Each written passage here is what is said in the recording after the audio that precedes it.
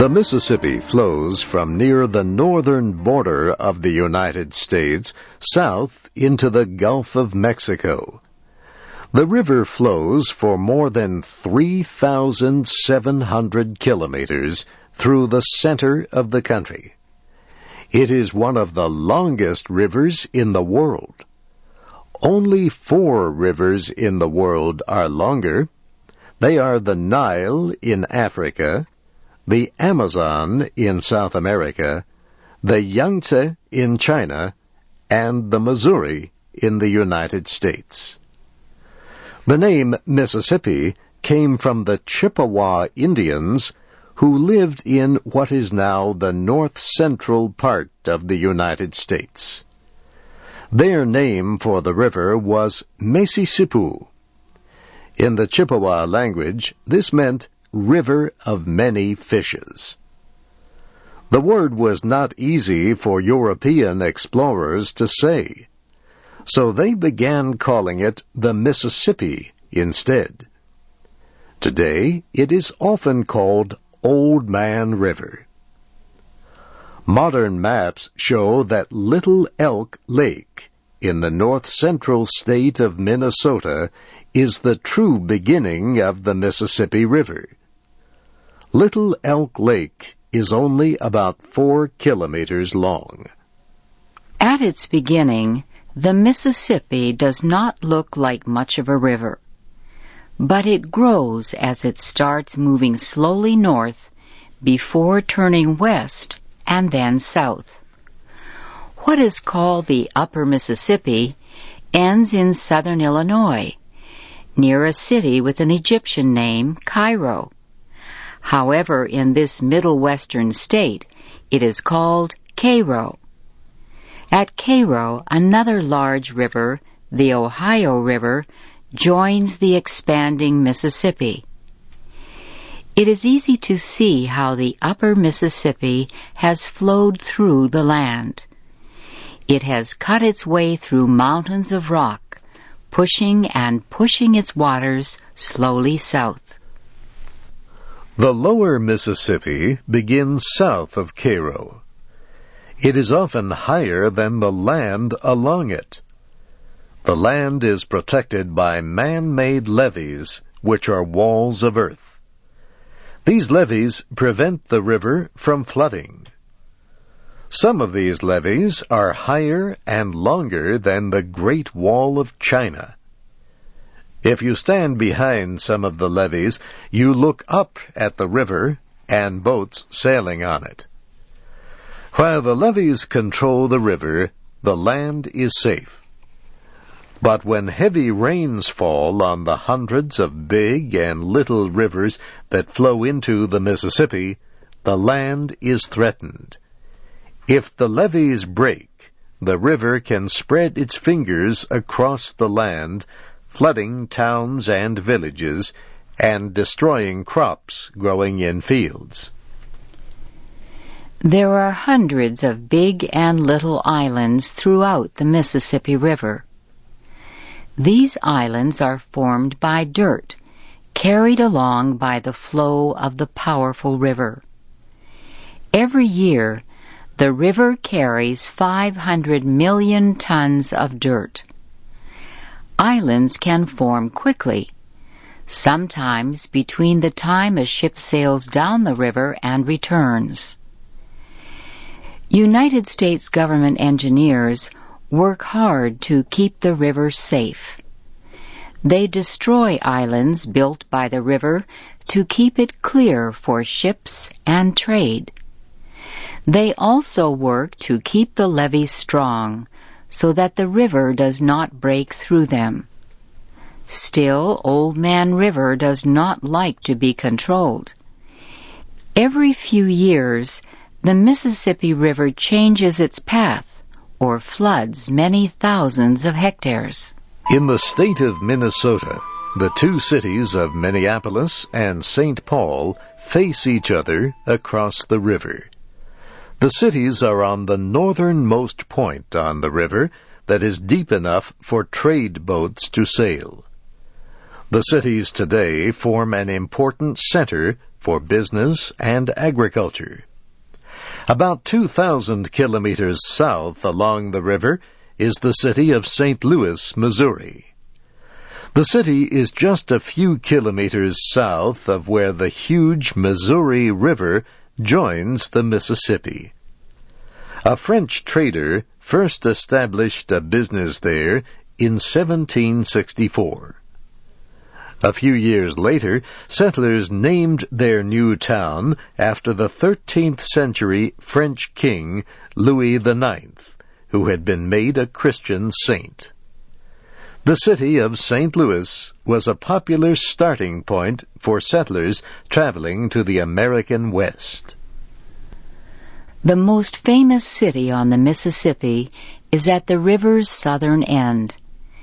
It is the port city of New Orleans, Louisiana. French explorers first settled there, naming the town after the French city of Orleans. From its earliest days, New Orleans was an important center for national and international trade. During the War of 1812, a great battle was fought there against British forces. Today, New Orleans continues to be an important center for business and international trade. But the city is probably most famous for its culture, music, and food. Many cultures unite in New Orleans. The large black population of the city provides strong influences from Africa, the Caribbean, and South America. French culture also has been very important since the time the city and large areas of North America belonged to France. Indians had lived in the Mississippi Valley for a very long time when Spanish explorer Hernando de Soto arrived around 1540. De Soto was looking for gold and cities of gold. He thought the Mississippi was just another river to cross before he would reach those cities, which the Spanish called El Dorado. Instead of the cities, he found hostile Indians, hunger, and sickness. De Soto died on the edge of the river in 1542. He was 42 years old. After De Soto's death, the natives attacked the soldiers he had brought with him and forced them off the land. The Indians saw no more Europeans in that part of the country for more than 120 years.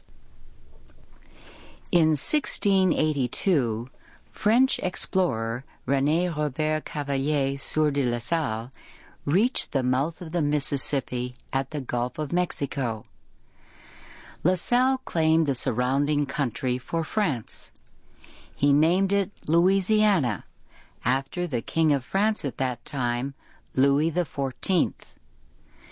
La Salle failed to reach his goal of building forts and trading towns along the Mississippi from Canada south to the Gulf of Mexico.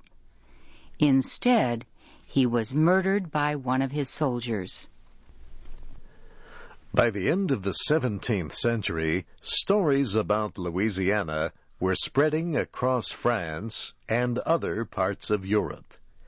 Ships that were sailing to the New World were crowded with people. Many of them died of hunger and sickness. However, French people kept coming. They began settling the Mississippi Valley. They established control along the river from New Orleans to as far north as Illinois.